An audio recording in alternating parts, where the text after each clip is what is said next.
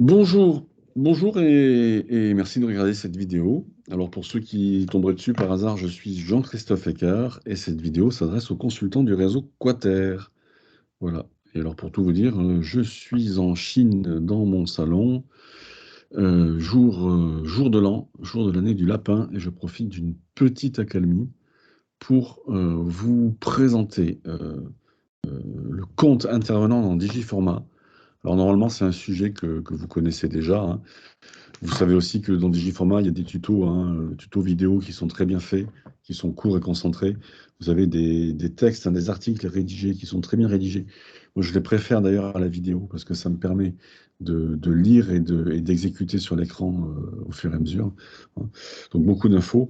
Là, je vous en parle parce que ça rentre directement dans le cadre de notre nouveau contrat et de l'évolution de la législation, c'est-à-dire des pièces à fournir, des pièces administratives à fournir.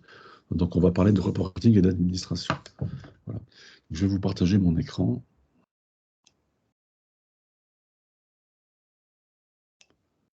Je vais vous partager tout l'écran. Alors ça, c'est une fenêtre Teams dont on n'a pas besoin. Voilà, nous voilà sur Chrome, Google Chrome. Oui, alors j'utilise plusieurs navigateurs, hein, ça peut, voilà, vous pouvez trouver ça bien ou pas, mais comme ça vous saurez un petit peu quoi, quel raccourci je trouve.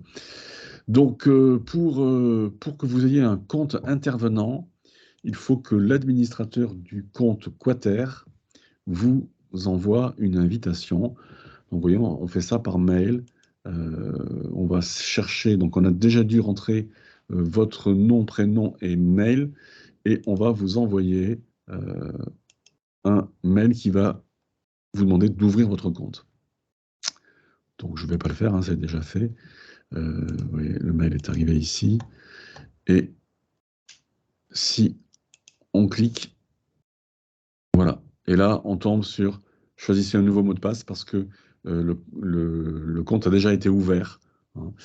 Donc, c'est important de le savoir parce que ceux d'entre vous qui ont encore une adresse qui n'est pas sous la forme prénom, nom, @quater.fr, on va changer votre adresse, hein, pour que nous ayons tous une cohérence. Ça va faciliter la gestion et ça fera une bonne impression aux auditeurs Calliope qui vont se suivre et aussi à la Caisse des dépôts quand elle fait des contrôles, etc., quoi. Donc nous aurons une unité d'adresse. Alors ça, ce dont je vous parle, ça va changer l'aspect, ça va changer votre accès à votre compte, votre accès à votre compte intervenant, hein. Voilà. Ok. Alors, une fois que j'ai changé mon mot de passe et que je suis connecté, j'arrive donc sur mon compte intervenant. Voilà. Et ça s'affiche, voilà ce qui s'affiche d'abord, hein. Bon, j'ai ouvert plusieurs onglets pour éviter de perdre du temps sur les temps d'affichage, hein. Juste pour la petite histoire, hein, je radote, mais c'est tellement marquant. Vous voyez, ça, c'est mon Chrome. Il y a énormément d'onglets ouverts et c'est normal. Voilà, c'est pas excessif. J'ai besoin de ça pour gérer l'activité au quotidien. C'est pour vous dire que les progrès des logiciels informatiques ont été complètement absorbés par l'administration. Et c'est la même chose pour l'Internet chinois. On a des infrastructures qui sont top, hein. Pourtant, je ne suis pas dans une grande ville, hein. Je suis à Fusun, hein, en Mandchourie. Donc, je ne suis pas à Shanghai, je ne suis pas à Pékin. Il y a une infrastructure 5G qui est top, mais tous les gains ont été absorbés par les contrôles de sécurité, la police du net. Et donc, ça marche moins bien qu'avant. Voilà. Ça marche mieux, mais ça marche moins bien, pour la petite histoire. Donc, on arrive ici sur l'agenda. Donc, vous voyez que j'ai rien pour le mois de janvier. Bon, tant mieux. Normalement, il devrait y avoir mes entretiens de suivi. Je ne sais pas pourquoi ils ne sont pas là, mais bon, ça, c'est un autre souci. Euh, Là, vous avez toutes les sessions, hein. Donc, ça, c'est la confusion qu'on fait généralement. J'espère que vous avez tous dépassé ce point, hein, c'est de confondre l'extranet de la prestation en cours avec votre compte intervenant. Votre compte intervenant, c'est là-dessus qu'il y a toutes les infos qui vous concernent et notamment toutes les sessions avec vos clients, hein, en espérant que vous en ayez plus d'un. Voilà. Donc là, on va arriver sur la session. Donc c'est l'extranet qui vous permet d'échanger avec votre client, notamment les liens d'émargement, hein. Euh, voilà. Là, on est sur le compte. Alors toujours, hein, dans Digiformat, c'est le bandeau, la colonne de gauche, hein, qui contient toutes les options, hein. Donc, il y en a beaucoup, mais en cherchant bien, on finit toujours par trouver. Et donc là, j'ai mon profil, donc information minimale, voilà, avec mon adresse free, hein, donc qui va changer. Donc voilà, je me rappelle maintenant pourquoi j'ai pas de session euh, sur ce compte-là, parce que il est purement fictif. Sur mon compte de consultant Quater, donc pas mon compte d'administrateur, hein, mon compte d'intervenant Quater, j'ai une adresse chez Quater. Alors venons-en au vif du sujet, qui est la fiche intervenant. Alors, pardon, on ne va pas prendre de raccourci, on va faire modifier. Non, c'est pas ça. C'est pas modifier le mot de passe. Ah, c'est mon profil. Voilà. Dans le compte, vous allez chercher mon profil intervenant. Et donc, vous tombez sur cette fiche qui est pleine de cases à remplir.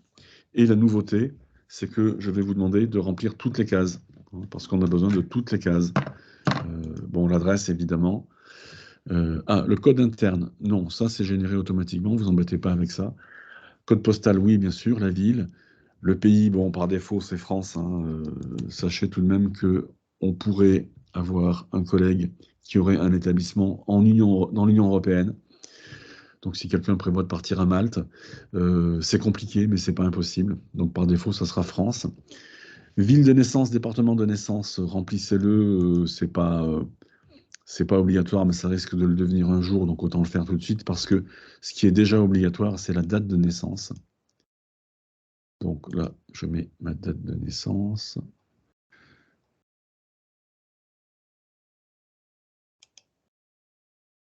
Numéro de sécurité sociale, oui, il faut le mettre aussi, hein. Bon, ben voilà. Alors, champ personnalisé, statut entreprise. Alors là, vous allez avoir l'impression qu'il y a deux éléments qui se confondent, la forme juridique de la société et le statut de l'entreprise. Effectivement, ça fait double emploi. Donc, si vous pensez que ça fait double emploi, remplissez les deux avec le même contenu. S'il y a des cas où ça ne fait pas double emploi, parce que vous pouvez avoir une entreprise individuelle, donc une EI, et vous êtes auto-entrepreneur, dans société notée par défaut en gris, auto-entreprise. Oui, bon, essayez de ne pas faire de faute de frappe quand vous remplirez, hein. Parce que ça, beaucoup de ces éléments vont se retrouver dans les documents, hein, les conventions d'intervention, les convocations, tous les courriers qu'on va vous faire. Donc, essayez de ne pas vous tromper. Donc, auto-entreprise ou profession libérale, hein. C'est un statut que certains d'entre vous peuvent avoir. Bon, auto-entrepreneur, ça a eu beaucoup de succès, donc ça sera plutôt ça, mais vous pouvez être en profession libérale. Et il y a certainement encore d'autres subtilités que. Donc voilà. Donc, si vous trouvez que ça fait double emploi, bah, remplissez deux fois la même chose. Dans certains cas, vous saurez par vous-même que vous avez besoin de ça. Alors, taux de rémunération et outils numériques. Alors, outils numériques, bah, Digiformat, hein, c'est pré-rempli en grisé, donc essayez de garder Digiformat. Le sujet, c'est le tracking pour le temps en distanciel, hein, c'est le tracking de connexion. Digiformat n'est pas parfait, mais Digiformat nous fournit un rapport d'assiduité qui est assez éloquent, même s'il n'est pas parfait. Donc, c'est bien de vous habituer à travailler avec Digiformat. Si vous travaillez avec un autre média, hein, là par exemple, nous sommes sur Teams, eh bien, assurez-vous que vous pouvez fournir le compte-rendu des connexions. Voilà, pour tout ce qui est distanciel, hein. Pour le moment, on est encore sur la vieille méthode qui consiste, et qu'on n'abandonnera jamais, hein, parce que c'est vraiment trop important, la vieille méthode qui consiste à définir une date et une heure arbitraire pour le temps de travail personnel de notre client et à le faire signer. Voilà. Donc ça, on n'abandonnera pas, hein, c'est dans les modules, hein, c'est pour ça qu'on a toujours deux modules, un module synchrone, un module asynchrone. Dans tous les cas, on aura des plages horaires datées et signées. Mais on peut arriver, il est arrivé déjà, que la Caisse des dépôts nous demande les relevés de connexion. À ce moment-là, on fournit le compte-rendu Digiformat, qui est suffisamment éloquent pour que la Caisse des dépôts nous laisse tranquille, mais qui n'est pas parfait. Je vous invite, pour vous en assurer, à aller voir dans la partie extranet, dans les séquences, de voir le parcours pédagogique de votre client. Très souvent, il n'a même pas cliqué sur un item, hein. Voilà. Donc bon, enfin voilà. Revenons à l'essentiel. S'il vous plaît, restez sur Digiformat. Si vous avez une bonne raison de ne pas être sur Digiformat, essayez d'avoir un outil plus performant en termes de tracking de connexion. Rémunération. Alors, donc tout le monde est à 60%. Pour le moment, on n'a que deux collègues, hein, qui sont dans les clous pour le 67,5. Mais comme dans le même temps, on n'a pas d'action commerciale structurée, on va supposer que donc, sauf preuve du contraire, hein, sauf cas particulier, on va supposer que vous êtes l'apporteur d'affaires. Donc moi, par défaut, je mets 0,675, 67,5%. Hein. Sachant que notre nouveau contrat nous permet de négocier quasiment au cas par cas. Hein. Donc si vous avez un apport d'affaires particulièrement intéressant, un prix du bilan nettement au-dessus de la moyenne, on peut négocier. Si c'est moi qui vous amène un contrat, parce que j'ai déjà vendu, je vous ai déjà vendu comme intervenant, à ce moment-là, on est dans les 60, et sinon on est dans les 67,5. Alors, je ne sais pas pourquoi le saut de pavé est là, mais ici on a la région, donc champ personnalisé, la région d'attribution du numéro de déclaration d'activité, donc à remplir absolument, le numéro de déclaration d'activité, le nom de l'entreprise auquel il est attaché, c'est-à-dire dans votre récépissé, le récépissé est adressé à votre nom personnel ou à l'enseigne commerciale ou à la raison sociale. Donc il faut recopier ici le destinataire de votre récépissé de déclaration d'activité et même chose, le numéro SIRET auquel il est attaché. Ça c'est vraiment important parce que si on ne fait pas ça, eh ben, on va avoir des soucis. Alors, des soucis sérieux parce que c'est l'adresse, hein, qui contrôle et ils sont vraiment pas rigolos. Numéro d'assurance. Alors, oui, chez Quater, hein, on vous demande d'avoir une RC Pro. Si vous faites que du distanciel, vous devriez en trouver des vraiment pas chers. Si vous faites du présentiel, je vous conseille encore, hein, l'option, l'assurance, la proposition Generali de notre ami Cyril Garac, parce que c'est la meilleure couverture. Alors, c'est pas le meilleur prix, hein, mais c'est la meilleure couverture, en particulier si vous avez du présentiel sur plusieurs adresses. Voilà. De toute façon, il vous en faut une, hein, et la différence, ça va être le prix. Hein. En distanciel, c'est moins cher parce que les accidents qui arrivent à votre client, ils sont pas de votre fait, hein, et ça lui arrive chez lui. Donc voilà, donc forcément, il doit y avoir une grosse décote. En revanche, ce qui coûte cher aux assurances, ce sont les accidents de trajet et les accidents corporels quand on se prend les pieds dans le tapis ou qu'on se coince les doigts dans la porte. Hein, voilà. Donc voilà, il vous faut une assurance. Vous choisissez la meilleure pour vous, mais qu'elle soit adaptée à votre situation. Profession. Alors là, c'est un petit peu particulier. Là, c'est pour les collègues qui seraient dans les professions de santé ou qui auraient une obligation de formation permanente. Donc normalement, vous rentrez consultant ou formateur, hein, ce qui vous convient, hein, accompagnateur VAE, consultant. Hein, par défaut, je mettrai consultant. Ce que vous avez après, c'est rarissime, c'est le DPC RPPS. Donc ça, c'est vraiment pour les professionnels de santé qui ont une obligation de formation. Votre DPC ADELI, ça c'est pour les psychologues diplômés d'État. Donc ces champs-là, le plus souvent, peuvent rester vides. Hein. Si vous avez un motif de les remplir, ne vous gênez pas, remplissez-les. Hein, vous aurez vous aurez une formation, vous aurez un diplôme plutôt exceptionnel par rapport à nous. Bon, psychologue, non, un psychologue du travail, psychologue, clinicien, on en a quelques-uns. La bio. Alors, moi, j'ai rempli ma bio comme si c'était une présentation LinkedIn. Donc, j'ai fait une mini bio et j'ai mis ma photo. Je vous invite vraiment à le faire. Si vous ne le faites pas, on aura vraiment des limites de fond sur la mise en avant de votre image et donc sur la façon dont on peut vous attirer des clients. Donc, franchement, faites-le. Ne vous gênez pas non plus pour remplir vos notes libres et vos notes sur les compétences. Alors, concernant les compétences,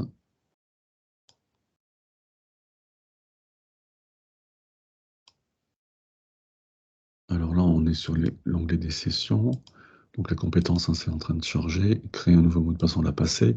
Donc, voilà, on est à la fin de la fiche intervenant. Alors, je reviendrai sur les compétences. Hein, c'est anecdotique, mais c'est quand même intéressant. Voilà, nous voilà dans le vif du sujet. Archivage de documents et contrat de sous-traitance. Alors, le contrat cadre de sous-traitance sera envoyé pour signature plutôt par DocuSign. C'est pas encore arrêté, mais ça sera plutôt DocuSign. Parce que vous allez avoir le contrat et les annexes sur le même document, hein, ce qui nous fait une signature électronique qui vaut paraphe de toutes les pages. Donc on aura cet élément-là, et c'est moi qui viendrai uploader, qui viendrai téléverser le contrat signé dans votre fiche, dans votre dossier intervenant Digiformat. En revanche, pour tous les autres documents dont on a besoin, eh bien, je vais vous demander de le faire vous-même, et de le faire vous-même en respectant la numérotation. Alors, bon, petit retour sur les domaines de compétences. Hein, vous voyez, c'est la petite étiquette qui est là. J'ai cliqué sur Gérer les compétences et j'ai ouvert ça.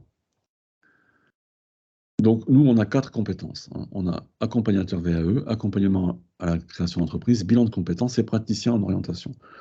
Bon, je ne sais pas pourquoi on a mis praticien en orientation. Ah oui, d'accord. Ça, c'est un des collègues. OK. Donc, vous vérifierez si vous avez la main pour venir ajouter des domaines de compétences au menu, sachant que une fois qu'elles sont au menu, après, vous pouvez les ajouter, tout simplement. Voilà. Bon, ça, si vous voulez, c'est la cerise sur le gâteau, quoi. C'est un complément d'information qui vient surligner certains aspects de votre mini-bio ou illustrer des éléments sur vos diplômes, votre formation, etc. Bon. Venons-en donc au vif du sujet qui est le tableau des pièces à fournir. Voilà. Donc, c'est l'annexe numéro 1 du contrat. Donc, ce tableau sera en annexe. Avec le plus impressionnant, c'est qu'on a 21 lignes. Alors, elle ne s'applique pas à tout le monde. Hein. Par exemple, vous avez pour les psychologues diplômés d'État, il faut nous joindre le certificat d'inscription à Delhi.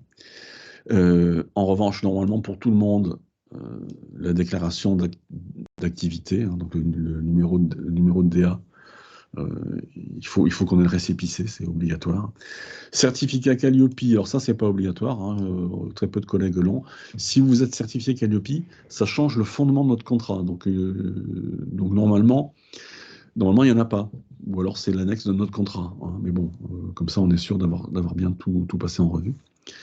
Bilan pédagogique et financier. Alors ça, c'était en suspens. Enfin, c'était sujet à l'interprétation depuis la loi du 19 décembre 2022. Article 5, c'est je suis obligé, en tant que dispensateur de formation, en tant que quater, je suis obligé de vérifier que vous avez rempli votre BPF, sachant que nous avions une tolérance qui nous permettait, en tant que formateur, hein, on pouvait remplir qu'une année sur 2 et on ne perdait pas notre numéro. C'était pas bien, on se faisait taper sur les doigts, mais c'était possible. Là, c'est pas possible, enfin si, c'est toujours possible, simplement si vous n'avez pas rempli votre BPF chaque année, je ne peux pas vous sous-traiter du CPF, hein. Donc, je suis obligé de m'assurer que vous avez bien rempli. Donc, c'est au printemps, hein, c'est entre avril et mai chaque année. Je suis obligé de m'assurer que vous avez bien rempli votre BPF et donc vous devez me le donner. Encore plus intéressant, compte annuel. Donc ça, vous êtes obligé de me communiquer vos comptes annuels parce que je dois vérifier. C'est pas la réglementation de la formation professionnelle, hein, c'est une autre source, hein. Je dois vérifier que vous ne faites pas plus de la moitié de votre chiffre d'affaires avec Quater. Et donc, je dois lire votre compte de résultat pour vérifier que vous avez d'autres donneurs d'ordre. Alors, comme pour le certificat Calliope, hein, si vous faites plus que la moitié de votre activité avec Quater, on peut continuer à travailler ensemble. C'est juste qu'on va devoir changer de contrat. Donc, c'est vraiment important. Et moi, je suis tenu de vérifier que vous êtes dans les clous pour le contrat que je vous fais signer, hein, comme le contrat qu'on signe ensemble. Donc, je suis obligé de vous le demander aussi chaque année. Après, c'est pour le présentiel, donc fiche descriptive des lieux, hein. RC Pro, alors là, il a faut même pour du distanciel, hein, ce qui va changer, c'est le prix. Très optionnel, mais pourquoi pas, contrat de travail, CV et plan de formation de vos salariés, si vous avez des salariés. Et puis, plus anecdotique, autorisation spéciale d'utilisation de votre image. On a un article dans le contrat, un droit à l'image, hein, qui fait que vous acceptez qu'on vous nomme dans les devis, hein. Donc l'affichage CPF, hein, c'est considéré comme un devis. Donc déjà, hein, vous êtes déjà sur l'Internet. Notre site qui verra le jour bientôt, j'espère, hein. Ça fait un moment que ça traîne, mais bon, on va quand même y arriver. Donc vous serez sur notre site. On va peut-être aussi mettre en place des pages locales géographiques. Donc, ça sera une autre diffusion. Donc, normalement, vous acceptez qu'on utilise votre image comme consultant du réseau Quater, hein. On a rajouté cette ligne pour des cas particuliers, hein. Si on décidait à tourner des vidéos YouTube et si on vous met en scène, par exemple. Voilà. Bon, en tout cas, c'est une possibilité. Donc, on n'en aura pas 21, on en aura 17, 18, 19, quoi, quelque chose comme ça. Euh, Ce que je vais vous demander, donc, euh, c'est de les télécharger, télécharger dans l'autre sens, hein. C'est de les uploader sur votre compte intervenant, hein. Donc, comme à chaque fois, hein, sur Digiformat, vous avez une petite fenêtre qui s'ouvre, vous pouvez faire un glisser-déposer ou aller chercher euh, sur votre ordinateur, dans une Dropbox, dans un Google Drive. Voilà. Donc ça, vous pouvez aller chercher le fichier ou le glisser-déposer.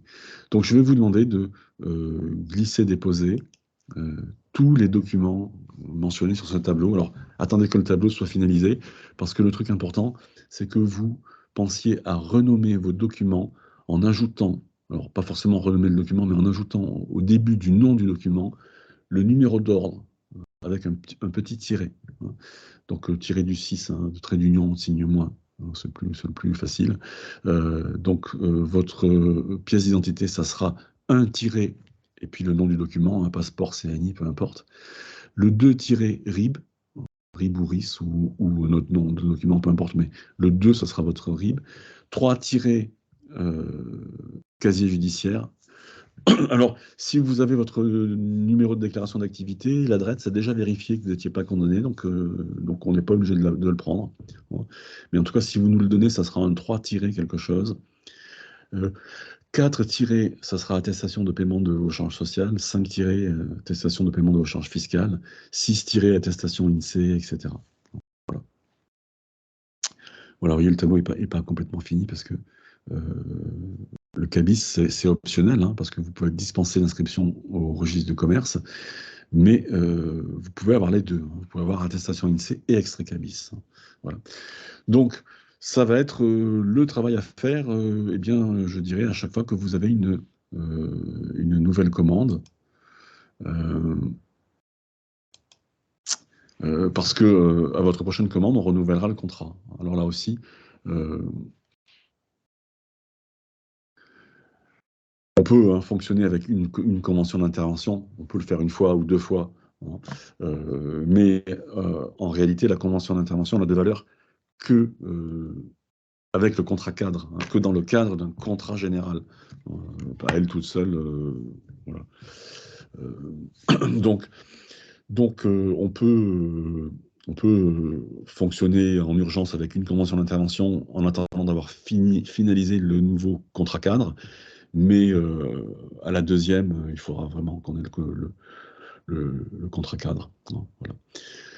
Donc on procédera au fur et à mesure, c'est-à-dire que, enfin, moi je vais procéder au fur et à mesure, et vous, ça se fera en une fois. Donc le contrat à signer via DocuSign et votre fiche à remplir. Alors ce que vous pouvez faire tout de suite, c'est remplir votre fiche intervenant. Voilà, c'est pour ça que je vous fais cette petite vidéo. Merci de m'avoir écouté et à bientôt.